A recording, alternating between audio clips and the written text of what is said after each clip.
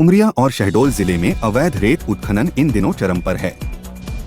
सोन नदी, जोहिला नदी नालों से लेकर ब्यौहारी और गोहपारू तक नदी घाटों पर रेत माफियाओं का दबदबा इस कदर बढ़ चुका है कि सरकारी तंत्र भी बेबस या फिर खामोश दिखाई दे रहा है।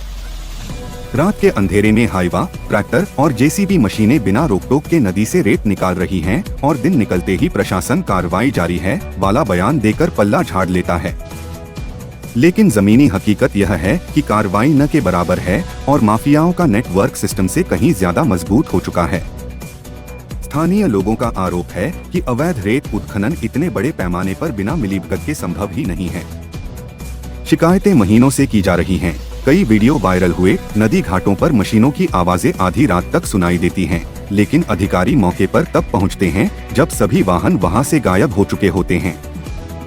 लोग सवाल उठा रहे हैं कि आखिर इतनी सटीक टाइमिंग कैसे हो जाती है? क्या माफियाओं को पहले से सूचना मिल जाती है?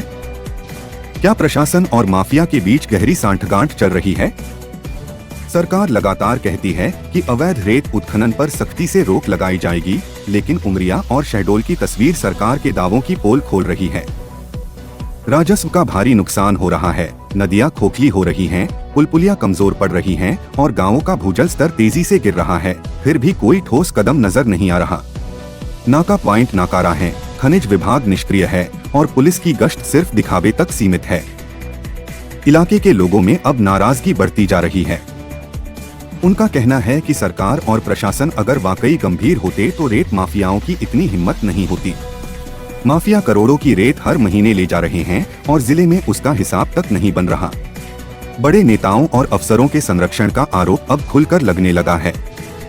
अब बड़ा सवाल यह है कि क्या सरकार अपने अधिकारियों की जिम्मेदारी तय करेगी? क्या रेत माफियाओं पर लगे संरक्षण के आरोपों की जांच होगी, या फिर उमरिया और शहडोल में अवैध रेत उत्खनन का यह काला कारोबार यूं ही फलता फूलता रहेगा और नदियां, गांव और पब्लिक सब कीमत चुकाते रहेंगे?